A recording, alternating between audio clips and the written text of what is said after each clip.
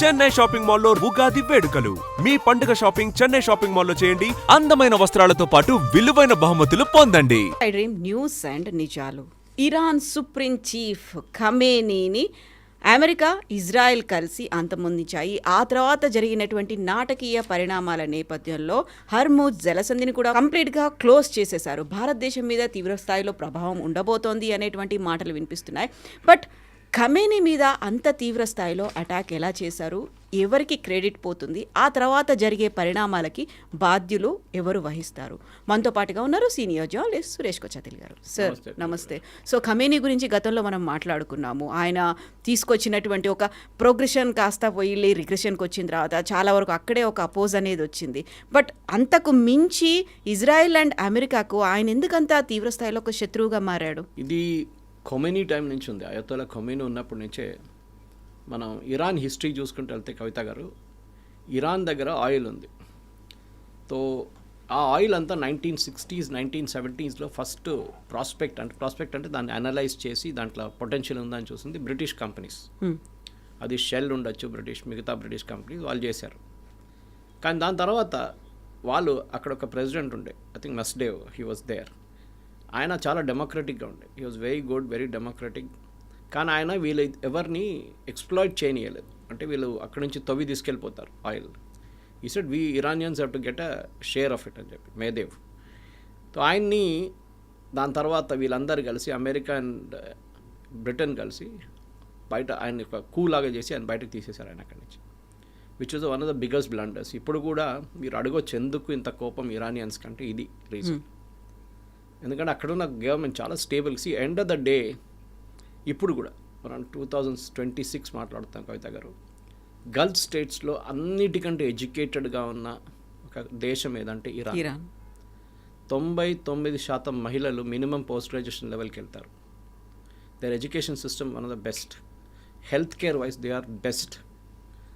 So ఇరాన్లో ఇంత మట్టుకున్న దేశాన్ని వీళ్ళందరూ కలిసి అమెరికా అండ్ బ్రిటన్ కలిసి 1960s 70sలో మొత్తం ధ్వంసం చేశారు కంప్లీట్గా. అండ్ ధ్వంసం అంటే వాళ్ళు కంప్లీట్గా ఎక్స్ప్లాయిట్ చేసుకున్నారు, వాళ్ళ ఒక కాలనీ లాగా వాడుకున్నారు దాన్ని. ఆ కోపం ఉండే. దాని తర్వాతనే వాళ్ళు షా ఆఫ్ ఇరాన్ తీసుకొచ్చారు, రిజా పేల్వి. ఈ వాజ్ ద కంప్లీట్, ఏం చెప్తారు, రైట్ అంటే రైట్ వెళ్తారు, లెఫ్ట్ అంటే లెఫ్ట్ వెళ్తారు, అట్లాంటి మనిషి. అప్పుడప్పుడు కొంచెం ఆయన నేనే లీడర్ని చూపించడానికి చేశాడు, కానీ ఆయనకు అసలు రైట్ లేకుండే.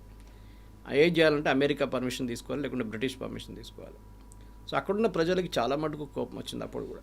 ఎందుకు మా మీద వీళ్ళు ఇప్పుడు ఆలోచించండి, భారతదేశాన్ని 47 వెళ్ళకుండా బ్రిటిష్ వాళ్ళు ఇక్కడే కూర్చుంటే 1960s 1970s దాకా మనకి ఎంత కోపం వస్తుండే. అప్పుడు మహాత్మా గాంధీ ఉండరు, ఎవరు ఉండరు ఆ టైంకి, యంగ్స్టర్స్ చాలామంది ఉంటారు, వాళ్ళకి కోపం వస్తుంది. ఇదేంటి మమ్మల్ని పరిపాలిస్తున్నారు వీళ్ళు అని చెప్పేసి. అక్కడ ఆయిల్ మొత్తం వీళ్ళు ఎక్స్ప్లాయిట్ చేసి తీసుకెళ్తున్నారు. షా ఆఫ్ ఇరాన్ కరెక్ట్, ఒక మోడర్న్ కింగ్గా ఉండే. మీరు పాత యూనివర్సిటీ ఆఫ్ తెహరాన్ పిక్చర్స్ చూస్తే అమ్మాయిలు మినీ స్కర్ట్స్ వేసుకుని తిరుగుతుండే అక్కడ ఆ టైంలో. మీరు అనుకుంటారు ఇది యూరోప్నా ఇరాన్నా అని చెప్పేసి. కానీ ఆ కోపం ఉంది చూడండి కవిత గారు, చాలా మటుకు ఇరానియన్స్ వాళ్ళ లోపల ఉంచుకున్నారు. మా మీద చేసిన అత్యాచారాలు మేము ఎప్పుడు మర్చిపోము. ఇట్లాంటి ఒక డిక్టేటర్ని తీసుకొచ్చి పెహల్వీని కూర్చోబెట్టారు ఇక్కడ. And he was very ruthless. And అదే టైంలో అయతోలా ఖొమైనీ వాళ్ళ ఇరాన్లో one of the holiest sites Qom అంటాం దాన్ని, QOM, and they are Shiites. మర్చిపోకూడదు మనం. దిస్ చాలా మటుకు డిఫరెన్స్ ఏంటంటే ఎంటైర్ గల్ఫ్లో అన్నిటికంటే పెద్ద షియా ప్రెజెన్స్ అనేది ఇరాన్. చాలా పవర్ఫుల్గా అక్కడ ఉంది ఇరాన్లోనే. మనం Pakistan is a Sunni nation, Saudi Arabia Sunni, మిగతా అందరు సున్నీలే ఉంటారు, చిన్న చిన్న పాకెట్స్. కానీ major Shia regime is in Iran. మన దగ్గర హైదరాబాద్లో ఉన్న పాపులేషన్ చాలా మటుకు షియా పాపులేషన్, ఎందుకంటే వీళ్ళందరూ పర్షియా నుంచి వచ్చారు అప్పుడు. సో ఇది నేను హిస్టరీ ఎందుకు ఇస్తున్నా అంటే మీరు అడగవచ్చు ఎందుకు ఇంత కోపం అనేది. ఖొమైనీ అప్పుడు ఆ టైంలో ఈ was a small cleric Qom నుంచి. ఇన్ఫ్యాక్ట్ ఖమ్నీ కూడా అక్కడి నుంచి వచ్చారు. సో ఆయన రిలీజియస్ ఎడ్యుకేషన్ తీసుకొని ఇట్లానే అక్కడ ప్రచారాలు చేస్తున్న టైంలో అక్కడున్న ప్రజలకి చాలా మటుకు లోపల నుంచి కోపం ఉండే. అండ్ షా ఆఫ్ ఇరాన్ కూడా చాలా డిక్టేటర్గా అయిపోయాడు కంప్లీట్గా. పొలిటికల్ ఒపోనెంట్స్ని వైప్అవుట్ చేయడము, ఈ మేదేవ్ అని చెప్పి వాళ్ళ ఫార్మర్ ప్రైమ్ మినిస్టర్ని తీసుకెళ్ళి జైల్లో వేసేసారు. సో ప్రజలకు అక్కడ చాలా కోపం. ఒక లీడర్ దొరకలేదు వాళ్ళకి. సడన్గా ఖొమైనీ దొరికారు వాళ్ళకి. సో షా ఏం చేశారంటే ఇమ్మీడియట్లీ ఆయన బ్యాన్ చేసేసి ఇరాక్కి పంపించేశారు. ఇరాక్లో ఉన్నారు ఆయన చాలా సంవత్సరాలు. దాని తర్వాత అక్కడి నుంచి ఫ్రాన్స్కి వెళ్ళారు. ఇరాక్ కూడా ప్రాబ్లం అయింది. ఇరాక్ ఆయన అక్కడ మొదలుపెట్టాడు మళ్ళీ. ఇరానియన్ రెజీమ్ని టాపల్ చేయాలి అది ఇది అని చెప్పి ప్రొటెస్ట్ చేయడం అంతా. సో అక్కడి నుంచి ఫ్రాన్స్కి పంపించారు. ఫ్రాన్స్ అనుకున్నారు, ఇలా అనుకున్న ఫ్రాన్స్కి వెళ్తే అక్కడ ఉన్న గవర్నమెంట్ చాలా మంచి కంట్రోల్ చేసుకుంటారంటే అక్కడ కూడా ఇదే ప్రాబ్లం వచ్చింది. ఆయన ఉండే చోట అక్కడ ఫ్రాన్స్లో became a small Iran by it self. అంతమంది లక్షలాది మంది ఆయన కలవడానికి వస్తుండే అక్కడ. దాని తర్వాతనే షా ఆఫ్ ఇరాన్ వ్యతిరేకంగా ప్రొటెస్ట్ మొదలైంది. ఒకటి ఆయన చేస్తున్న తప్పులు, చాలా మటుకు చాలా ఒపోనెంట్స్ని జైలు వేయడము, టార్చర్ చేయడము, కంప్లీట్ ఒక డిక్టేటర్ అయిపోయాడు. ఆయనకి క్యాన్సర్ కూడా ఉండే టైంలో. అండ్ ఫ్రీక్వెంట్లీ ట్రీట్మెంట్కి వెళ్తుండే ఈజిప్ట్కి కానీ సౌదీ అరేబియాకి కానీ. ఆ టైంలోనే మళ్ళీ ఖొమేనీ తిరిగి వచ్చారు. అక్కడ స్ట్రీట్ ప్రొటెస్ట్ మొదలైంది, చాలా పెద్ద street protest. I'm talking of 70s నా. అండ్ షా ఆఫ్ ఇరాన్ రాత్రికి పారిపోయాడు అక్కడి నుంచి. And Khomeini took over as a leader. Khomeini చాలా సంవత్సరాలు పరిపాలించారు. దాని తర్వాత ఖమెనీ వర్సెస్ ఆబ్వియస్లీ ఇప్పుడు చనిపోయిన ఆయన వర్సెస్ లీడర్. ఈయన కూడా చాలా సంవత్సరాలు, 40 సంవత్సరాలు ఆల్మోస్ట్ ఈ was ruling Iran with a very very strict, almost ఒక డిక్టేటర్ అని చెప్పొచ్చు. కానీ డిఫరెన్స్ ఏంటంటే షా ఆఫ్ ఇరాన్ టైంలో ఇరాన్ వాజ్ వెరీ మోడర్న్. ఈల పరిపాలన ఖొమేనీ అండ్ ఖమెనీ టైంలో కంప్లీట్గా ఒక షరియా లెడ్ స్టేట్, ఇస్లామిక్ రిపబ్లిక్గా మారిపోయారు. మహిళల కోసం, మహిళలకు అక్కడ ఆఫ్ఘనిస్తాన్ లాగా కాదు, చదువుకోవచ్చు చాలా మటుకు, హాస్పిటల్లో కూడా ఉంటారు డాక్టర్లు. కానీ టిపికల్ బుర్కా వేసుకోవాలి, బుర్కా వేయకుండా బయటకు దిగకూడదు, హిజాబ్ కంపల్సరీ చిన్న పిల్లలకి, అట్లా చాలా మటుకు రూల్స్ ఉన్నాయన్నమాట. ఇప్పుడు ఏం జరుగుతుంది, హిస్టరీ మళ్ళీ మారిపోతుంది అని మీరు అడగచ్చు. ఎస్, మళ్ళీ యుఎస్ దిగారు. ఎందుకంటే యుఎస్కి వెనిజువేలా లాగా ఇరాన్లో ఆయిల్ ఉంది. Iran is the world's second largest gas producer, third largest oil deposits. ఇప్పుడు మీరు వెనిజువేలా గురించి మనం మాట్లాడుతూ వరల్డ్స్ లార్జెస్ట్ గ్యాస్ డిపాజిట్స్ ఉన్నది వెనిజువేలా దగ్గర. సెకండ్ సౌదీ అరేబియా, మూడోది ఇరాన్. ఇప్పుడు చూడండి, ఏ దేశమైనా గల్ఫ్ స్టేట్స్లో వాళ్ళ దగ్గర ఒక పెద్ద యుఎస్ బేస్ ఉంటుంది. అది ఖతార్ తీసుకోవచ్చు, మీరు బహ్రెయిన్ తీసుకోవచ్చు. బహ్రెయిన్లో మనామాలో they have a naval base, మొన్న అదే బాంబ్ చేశారు వాళ్ళు. సౌదీ అరేబియాలో ఉంది, యూఏఈలో ఉంది. ప్రతి దేశం గల్ఫ్లో ఒక ఎయిర్ బేస్ ఉంటుంది వాళ్ళకి, ఈవెన్ ఒమాన్ అసెట్. సో అదెందుకు పెట్టుకుంటారు ఎయిర్ బేస్? ఎందుకు ఎయిర్ బేస్ అంటే ఆపరేషనల్ బేస్, సెంట్కామ్ అంటారు వాళ్ళు, సెంట్రల్ కమాండ్ అనమాట. ఈ సెంట్రల్ కమాండ్ కింద వస్తుంది ఇది మొత్తం. ఈ సెంట్కామ్ అనేది చాలా పవర్ఫుల్ యుఎస్ ఆర్మీలో. పెసిఫిక్ కమాండ్ కింద లేదు, అథారిటీ ఏం లేదు. జాయింట్ చీఫ్ ఆఫ్ స్టాఫ్ తర్వాత వాళ్ళది అన్నిటికంటే senior most of arm forces officer is in the CENTCOM. Middle East, Africa మొత్తం సెంట్కామ్ చూసుకుంటుంది, ఇండియన్ ఓషన్ వైపు కూడా. ఇప్పుడు లీడ్ చేస్తుంది admiral, I think is naval admiral who's leading the CENTCOM. ఈ ప్రిపరేషన్ ఇరాన్ మీద అటాక్ చేయడం అనేది ఒక ఎకనామిక్ కంపల్సరీ అయిపోయింది అమెరికాకి. ఇరాన్ని లాస్ట్ ఆల్మోస్ట్ ఒక 10 సంవత్సరాల నుంచి ఆయిల్ అమ్మడానికి వాళ్ళు అలౌ చేయట్లేదు. దానికి చాలా ఎక్స్క్యూజెస్ చెప్పారు, మీకు గుర్తుంటుంది దట్ ఇరాన్ దగ్గర న్యూక్లియర్ కేపబిలిటీ ఉందని. ఎస్, వాళ్ళ దగ్గర కేపబిలిటీ ఉంది, కానీ ఆ ఎన్రిచ్మెంట్ ఆల్మోస్ట్ 30% దగ్గర ఆగిపోయి ఉండే. 30% అంటే it is not weapons grade purity. మీరు వెపన్ గ్రేడ్ ప్యూరిటీకి రావాలంటే 30-40% మీరు న్యూక్లియర్ రియాక్టర్ నడిపించుకోవచ్చు.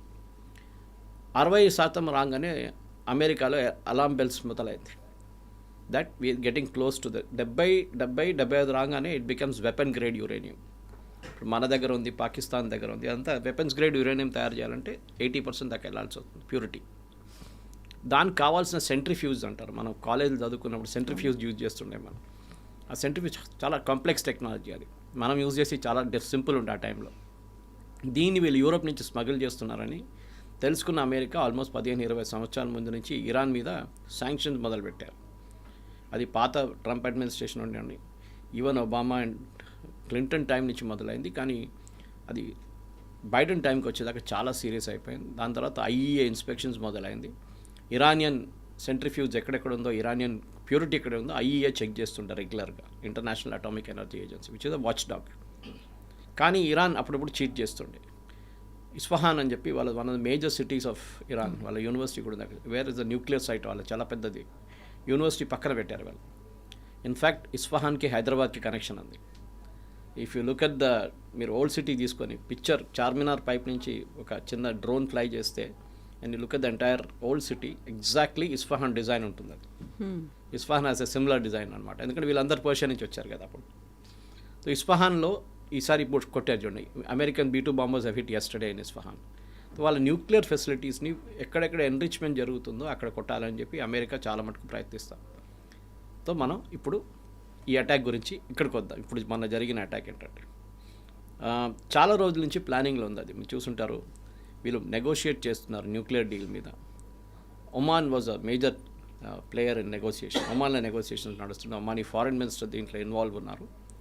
ఎందుకంటే ఇరాన్ వీళ్ళ సౌదీ అరేబియా కానీ యూఏఈ కానీ బహ్రెయిన్ కానీ వీళ్ళెవరిని ట్రస్ట్ చేయరు. Iran Oman is still okay. Relatively is not that hard core Islamic. Oman చాలా కొంచెం మన లాంగ్వేజ్లో చెప్పాలంటే సెక్యులర్. వాళ్ళ దాంట్లోనే చాలా మటుకు కింగ్స్ అండ్ వాళ్ళ క్వీన్స్ అందరూ ఇండియాలో చదివారు. వాళ్ళు ఇప్పుడు కూడా చాలామంది ఇండియాకి వస్తారు చదువుకోవడానికి. సో ఒమాన్లో నెగోసియేషన్ నడిచి ఆల్మోస్ట్ ఒక మీకు గుర్తుంటుంది వారం ముందు కవిత గారు they made a statement President Trump saying we're close to a deal. అంటే మన దగ్గరకు వచ్చేసాం నెగోసియేషన్లో. కానీ ఏదో జరిగింది లాస్ట్ 1 వీక్లో. అదే ఇప్పుడు అందరు అనలైజ్ చేస్తున్నారు ఏం జరిగిందని. ఎవరేం చేశారు, ఎవరి మీద ప్రెషర్ అనేది ఉంది అనేది. ప్రెషర్ అని కాదు, ఇది ఏదైనా డిటెక్షన్ వచ్చిందా దాట్ ఇది 60 నుంచి 70%కి వెళ్తుంది, ఇరాన్ అబద్ధం చెప్తున్నారు అని చెప్పి ఒక డౌట్ వచ్చింది. బహుశా అదే ఉండొచ్చు. దీంట్లో ఏం చేస్తారంటే ఇప్పుడు జరిగిన ఈ అటాక్లో వీళ్ళ రోల్స్ చాలా డిఫరెంట్గా ఉండే. యూఎస్ ఏం చెప్పారంటే మేము మా ship based carriage Abraham Lincoln and Gerald Ford which was huge ships. Abraham Lincoln especially చాలా పెద్ద షిప్స్. ఆల్మోస్ట్ లైక్ 5,000 మంది సోల్జర్స్ ఉంటారు, ఎయిర్మెన్ ఉంటారు, అందరు ఉంటారు దాంట్లో. అటాక్ చేయడానికి చాలా మంచి aircraft carriers INS US navy Abraham Lincoln. దాన్ని ఆల్మోస్ట్ ఒక 15-20 రోజుల నుంచి it was roaming around near Iran only. దాంతోపాటు సపోర్ట్ షిప్స్, సబ్మెరీన్స్ అన్నీ ఉన్నాయి అక్కడ. సో అమెరికా ఏం చెప్పారంటే ఇజ్రాయెల్ దగ్గర ఇప్పుడు అనాలైసిస్, అమెరికన్ ఆర్మీ అనలిస్ట్ కూడా అనలైజ్ చెప్తున్నారు ఏంటంటే మేము we will not go after Iranian leadership. మేము ఇరానియన్ లీడర్షిప్ ఎంటపడం, మీరు చూసుకోండి అది. మేము వాళ్ళ మిసైల్ సైట్స్, వాళ్ళ న్యూక్లియర్ సైట్స్ దీన్ని మేము కొట్టేస్తాం, ప్రాబ్లం లేదు.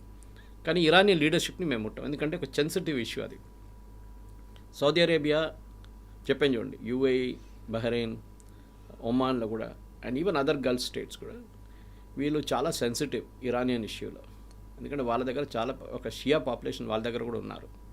నిన్న పాకిస్తాన్లో చూసారు మీరు, అక్కడ కూడా దాడి జరిగింది యూఎస్ కన్సులేట్ మీద. వాళ్ళ యూఎస్ మెరీన్స్ ఫైర్ చేస్తే ఆల్మోస్ట్ 20 మంది చనిపోయారు దాంట్లో. వీళ్ళ పెద్ద పాపులేషన్. సో వాళ్ళకి టెన్షన్ ఏంటంటే మా దగ్గర రిలేటివ్గా పీస్ఫుల్ ఉన్న దేశంలో మళ్ళీ గొడవ మొదలవుతుంది. So we don't want to take risk. So అమెరికాకి ఏం చెప్పారంటే మీరు మా బేస్ వాడుకోకూడదు. మీ దగ్గర Gerald Ford and you have Abraham Lincoln, మీరు అది వాడుకోండి షిప్స్.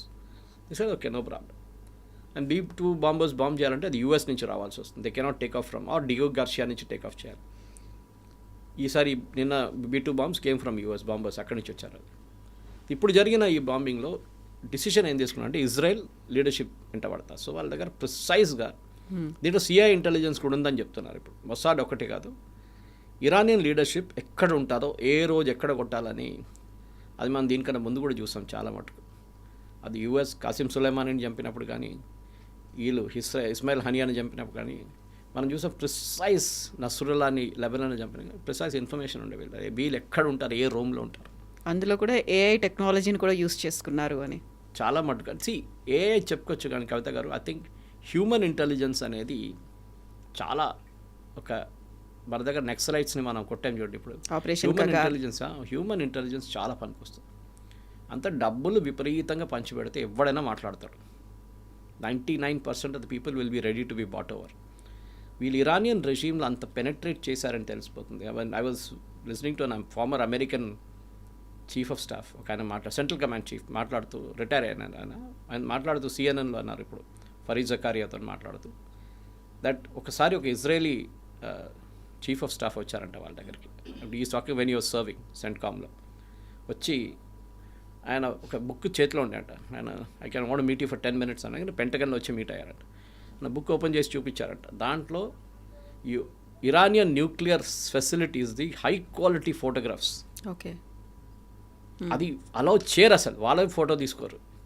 ఎవరు తీశారు మీకు గుర్తుండు? దానికన్నా ఒక 2 సంవత్సరాల ముందు ఇరాన్ ఈ న్యూక్లియర్ రియాక్టర్ ఎట్లా ఆపరేట్ చేయాలని చెప్పి వాళ్ళ దగ్గర కంప్లీట్ కోడ్ ఉంటుంది ఒకటి, చాలా కాంప్లెక్స్ కోడ్స్ అది. ఆ టైంలో CDలు ఉండే. సీడీలు రాసి పెట్టారు. ఆల్మోస్ట్ 250 సీడీలు. They had a facility in Tehran. అక్కడి నుంచి కావాలన్నప్పుడు ఆ సీడీలు తీసుకెళ్తారు ఆపరేట్ చేయడానికి.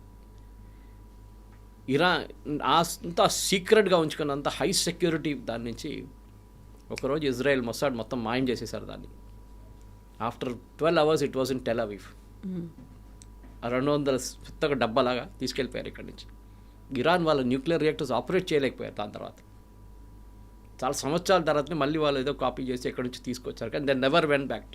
ఈసారి ఏం చేశారంటే లాంచ్ ఆపరేషన్ మొదలయ్యేటప్పటికి జెరాల్డ్ ఫోర్డ్ నుంచి అండ్ అబ్రహాం లింకన్ నుంచి సైబర్ వార్ఫేర్ మొదలుపెట్టారు యుఎస్ ఇజ్రాయెల్ని హెల్ప్ చేయడానికి. వీళ్ళకి తెలిసిపోయింది ఏంటంటే తెహరాన్లో at a particular time presidential compound బిల్డింగ్లో అని ఇక్కడ చాలా పెద్ద తప్పు చేశారు ఇరానియన్ లీడర్షిప్.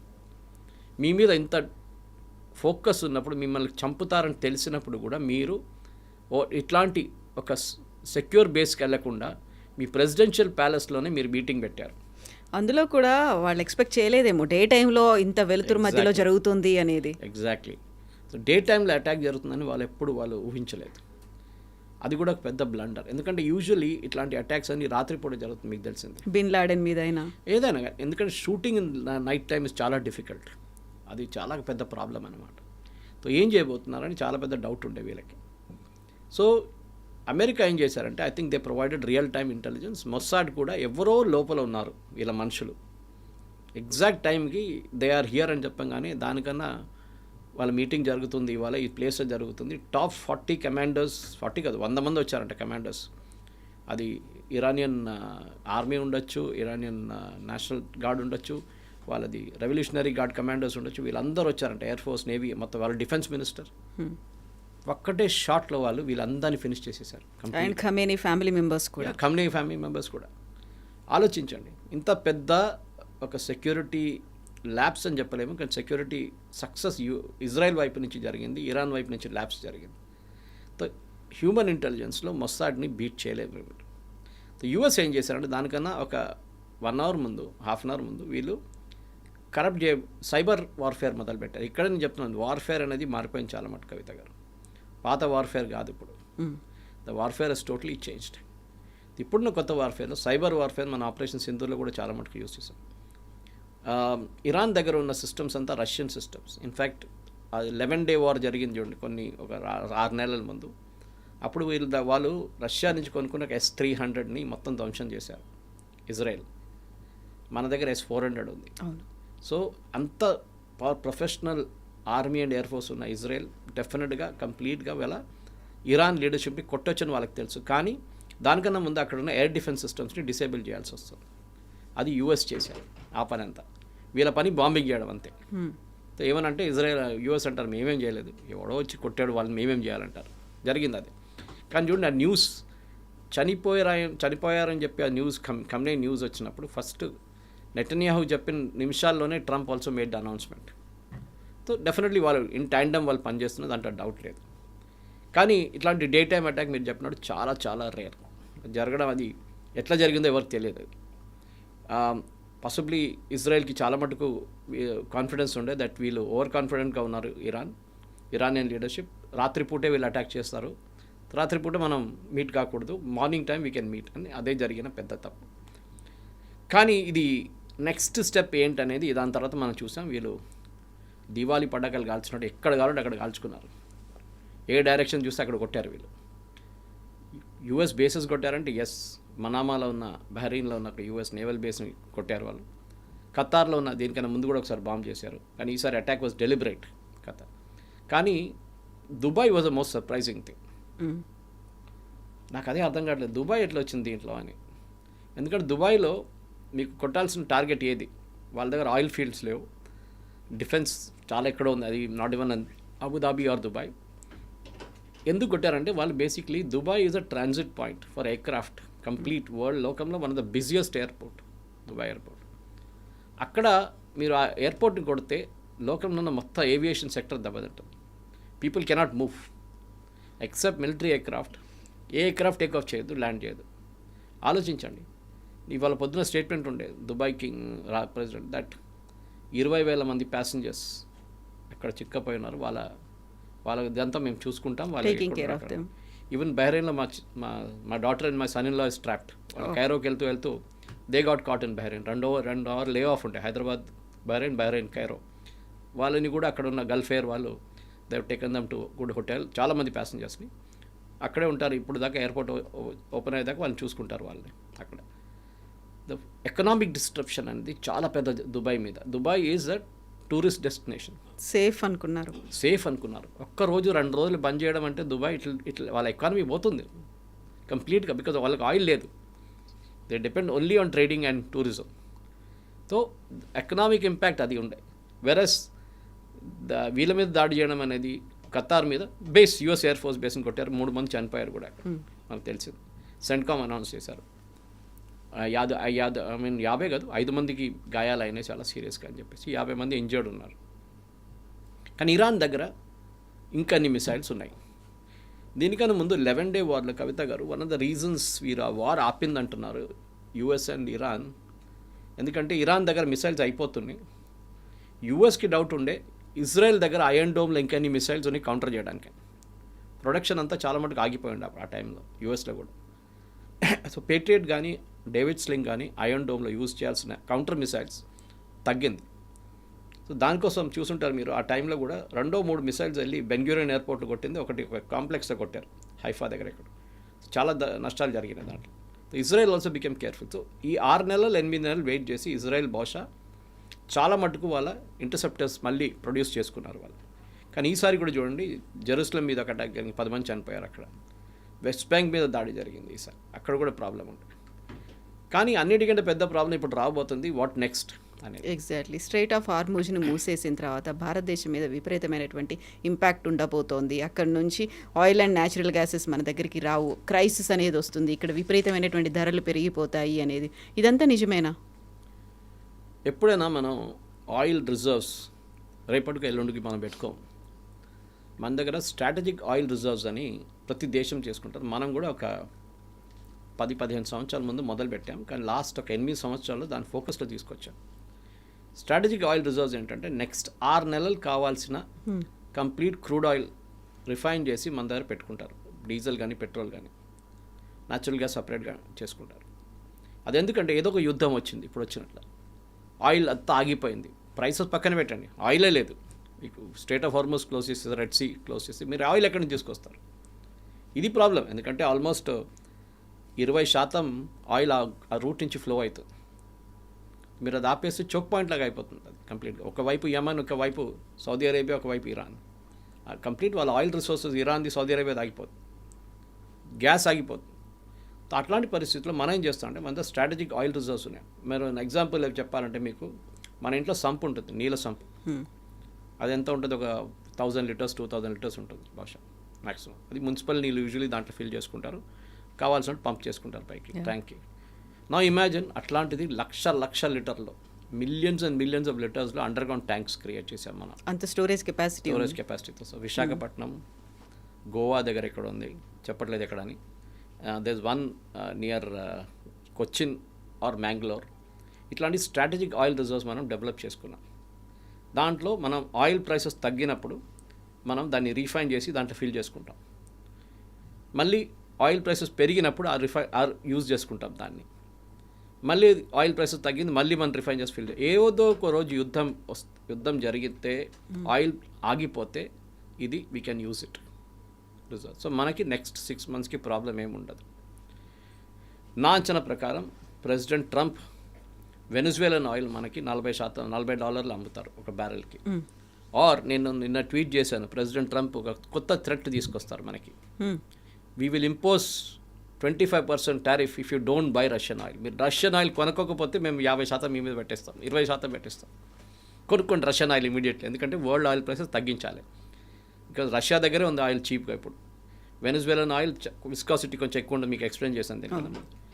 గల్ఫ్ నుంచి ఆయిల్ ఫ్లో కావట్లేదు. నెక్స్ట్ 1 మంత్ ఆయిల్ లేదనుకోండి, రష్యన్ ఆయిల్ మార్కెట్లో రావాల్సిందే. ఎవరు తీసుకురాస్తారు? China or India. చైనా వాళ్ళ ఇంటర్నల్ కన్జంప్షన్ వాడుకుంటారు, మనం ఒక 20% మన ఇంటర్నల్ కన్జంప్షన్ వాడుకుని మిగతా 80% రిఫైన్ చేసి అమ్మేసుకుంటాం లోకంకి. సో బహుశా యూఎస్ విల్ కన్ను మూసుకుంటారు కొన్ని రోజులు, మీరు కొనుక్కోండి, మేము చూడట్లేదు, మాకు తెలియదు, మీరు చూడలేదు, మేము కొనలేదు, మాకేం తెలియదు దాని గురించి. బట్ ఇంటర్నేషనల్ ఆయిల్ ప్రైస్ తగ్గుతుంది. అప్పుడు ఇది టెంపరీ. ఇవాళ స్టాక్ మార్కెట్ కూడా పడిపోయింది. As we speak I think 2,000 points అంత పడ్డది. ఎక్స్పెక్టెడ్. నికాయ్ పడ్డది. అన్ని stock markets are down. That's not a surprising thing. ఏ యుద్ధం జరిగితే ఇదే కామన్ రిజల్ట్ ఉంటుంది. కానీ ఒక లాంగ్ టర్మ్ గేమ్ ప్లాన్గా కవిత గారు మీరు అడిగిన దాంట్లో ఎస్, ఆయిల్ ప్రైసెస్కి ఇప్పుడు 70 నుంచి 80 ఉన్నాయి. రాత్రికి దాకా అది చాలా హై వెళ్ళింది, మళ్ళీ కింద వచ్చింది, కొంచెం దిగొచ్చింది ఇప్పుడు. ఎందుకంటే ఇఫ్ క్రూడ్ ఆయిల్ ఒక 10% పెరిగితే మన oil bill, import oil bill ఒక $14 బిలియన్ ఇంక్రీజ్ అవుతుంది, విచ్ వీ కెన్ మేనేజ్. మనకి $680 బిలియన్ ఫారెన్ ఎక్స్చేంజ్, పెద్ద అమౌంట్ ఏం కాదు, కానీ ఆయిల్ ప్రైసెస్ పెరుగుతాయి. సో బహుశా ఏం చేస్తారంటే ఇన్కమింగ్ కస్టమ్స్ డ్యూటీ ఉంటుంది, అది కట్ డౌన్ చేస్తారు గవర్నమెంట్. సో అది తగ్గుతుంది, నార్మల్ ప్రైస్ తగ్గిపోతుంది, వీ కెన్ మేనేజ్. యూపీఐ హయాంలో మీకు గుర్తుంటుంది, ఇదే టైం లాగానే $110 బ్యారెల్కి వెళ్తే చిదంబరం ఆయిల్ బాండ్ ఇష్యూ చేశారు ఆయిల్ పెట్రోలియం కంపెనీస్కి, మార్కెటింగ్ కంపెనీస్కి, హెచ్పిసిఎల్ కానీ ఐఓసిఎల్ కానీ వీళ్ళందరూ భారత్ పెట్రోలియంకి ఏం చేశారంటే 150,000 కోట్ల ఆయిల్ బాండ్ ఇష్యూ చేశారు. ఎందుకంటే పెట్రోల్ ప్రైసెస్ తగ్గించి అమ్మండి, ఆ ప్రైస్లో అమ్మకండి, $150 లీటర్కి అమ్మకండి అని చెప్పి ఈ కెప్ట్ ఇట్ లో. కానీ ఆ బాండ్స్ అంతా ఇప్పుడు మనం పే చేస్తున్నాం. మోదీ గవర్నమెంట్ వచ్చిన తర్వాత ప్రజలు పే చేస్తున్నారు. ఇప్పుడు last installment I think is in 2026. So yes, strait of Hormuz కానివ్వండి, ప్రైసెస్ పెరుగుతుంది, ఆల్రెడీ స్టార్ట్ అయింది, కానీ it won't be a big thing. ఎందుకంటే ఇరాన్ని కంప్లీట్లీ బ్లాక్అవుట్ చేశారు. మీకు గుర్తుంటుంది, వరల్డ్ ఆయిల్ మార్కెట్లో మనం, చైనా వీళ్ళిద్దరూ ఉండే కొన్నట్టు. రష్యన్ ఆయిల్ కూడా అంతే, వి అండ్ చైనా. ఇప్పుడు ఇరాన్ని మనం విత్డ్రా చేసుకున్నాం ఇప్పుడు ఆయిల్ నుంచి, ఎందుకంటే వాళ్ళ మీద కంప్లీట్ బ్లాక్ లిస్ట్ పెట్టేశారు యూఎస్. ఎవరైనా ఆయిల్ కొంటే ఇరాన్ దగ్గర నుంచి అంతే సంగతి. సో చైనా వాళ్ళు దే ఆర్ నాట్ బాదర్డ్, వాళ్ళు కొనుక్కుంటారు. సో బహుశా వాళ్ళు ఉన్న పరిస్థితుల్లో ఇప్పుడున్న దాంట్లో Iran supplies only 3% of the world's oil, 3%. రేపు రెజీమ్ చేంజ్ జరిగింది అనుకోండి, ఏమవుతుంది? కొత్త రెజీమ్ వస్తే వీళ్ళు ఇంటర్నేషనల్ మార్కెట్లో ఆయిల్ డంప్ చేస్తారు. వెనిజువేలా లాగా టారిఫ్ పడిపోతుంది, $40 వచ్చేస్తుంది, రష్యా బ్యాంక్రప్ట్ అయిపోతారు. సో ప్రెసిడెంట్ ట్రంప్ స్ట్రాటజీ ఇదే ఉండొచ్చు. దానికోసం ఆయన ఒక ఈజిప్ట్కో, ఒక ఇథియోపియాకో, ఒక సొమాలియాకో వెళ్ళట్లేదు. ఆయిల్ ఎక్కడుందో అక్కడ వెళ్తున్నారు. ఫస్ట్ వెనిజువేలాలో రెజీమ్ చేంజ్ జరిగింది. Now he says I want a regime change in Iran. చాలా క్లియర్.